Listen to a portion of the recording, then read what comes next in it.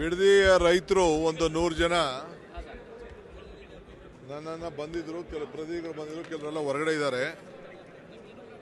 ಅವ್ರ ಉದ್ದೇಶ ಕೆಲವು ಹಳ್ಳಿಗಳನ್ನ ನೋಟಿಫಿಕೇಶನ್ ಮಾಡಿಲ್ಲ, ಫೈನಲ್ ನೋಟಿಫಿಕೇಶನ್ ಮಾಡಿಬಿಡಿ ನಾವು ಕೆಲವು ನಮ್ಮ ಸಮಸ್ಯೆ ಇದೆ, ನಾವು ಹಣನ ತೆಗೆದುಕೊಳ್ತೀವಿ, ಒಳ್ಳೆ ಪರಿಹಾರ ಕೊಡ್ತಾ ಇದ್ದೀವಿ, ಆದಷ್ಟು ಕೆಲವರು ಜಮೀನು ಉಳಿಸ್ಕೊಳ್ತೀವಿ, ನಾವು 50% ಜಮೀನು ಕೂಡ ನಾವು ಉಳಿಸ್ಕೊಳ್ತೀವಿ.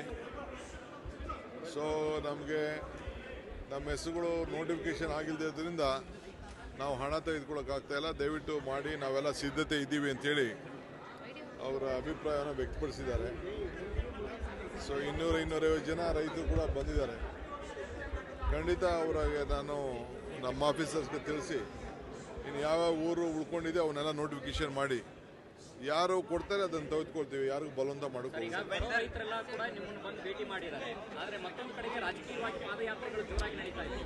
ಎಲ್ಲ ನೋಡ್ರಿ, ಅಲ್ಲಿರೋರೆಲ್ಲ ನಾನು ಲೆಕ್ಕ ಹಾಕ್ಸ್ಬಿಟ್ಟಿದ್ದೀನಿ. 160 ಜನ ರೈತರು ಮಾತ್ರ ಅಲ್ಲಿದ್ದರು, ಮಿಕ್ಕಿದವರೆಲ್ಲ ಚನ್ನಪಟ್ಟಣ, ರಾಮನಗರ, ಮಂಡ್ಯ, ಮೈಸೂರು, ತುಮಕೂರು ಅಲ್ಲಿಂದ ಬಂದಂಥವ್ರು. ನಾನು ರಾಜಕೀಯಕ್ಕೆ ಪಾಪ ಅವ್ರು ಮಾಡೋರು ಬೇಡ ಅನ್ನೋಕ್ಕಾಗ್ತದ? ಪ್ರಜಾಪ್ರಭುತ್ವ ವ್ಯವಸ್ಥೆಯಲ್ಲಿ ಹೋರಾಟ ಮಾಡಲಿ. ಇವತ್ತು ಪಾದಯಾತ್ರೆ ಮಾಡಿದ್ರು ನಾವೇನು ಬೇಡ ಅಂತ ಏನಿರ್ತದೆ, ದಿನಾ ಪಾದಯಾತ್ರೆ ಮಾಡಲಿ, ದಿನ ಹೋರಾಟ ಮಾಡಲಿ, ನಮಗೇನು ಅದಕ್ಕೆಲ್ಲ ನಾನು ಅವ್ರಿಗೆ ನಮ್ಮ ಪೊಲೀಸ್ ಆಫೀಸರ್ ಕೇಳಿದ್ದೀನಿ, ಎಲ್ಲ ಅವ್ರು ಎಷ್ಟು ಬೇಕಾದ್ರೂ ನಡೀಲಪ್ಪ ಬಿಟ್ಬಿಡಿ ಅವ್ರನ್ನ ಅಂತ ಹೇಳಿದ್ದೀನಿ.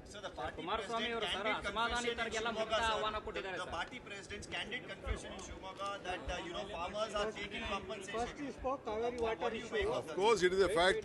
Whatever Mr. Vijayendra has spoken is true.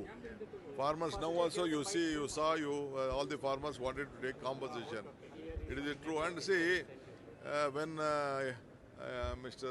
when BJP government was there, when 11,000 acres, 10,000 acres, 1,000 acres farmers took, BJP gave them money. Why did not Kumaraswamy shout at them? Why did not other people create problem? ಈಗ ಇದು 9,000 ಚಿಲ್ಲರೆ ಎಕರೆ ಇತ್ತು, 1,000 ಎಕರೆ ಅಷ್ಟು ಗಾಲೆ ಜಗದೀಶ್ ಶೆಟ್ಟರ್ ಇದ್ರು, BJP government ಇತ್ತು, ಆಗ ದುಡ್ಡಂತೂ ಕೊಟ್ಟಿದ್ದಾರೆ.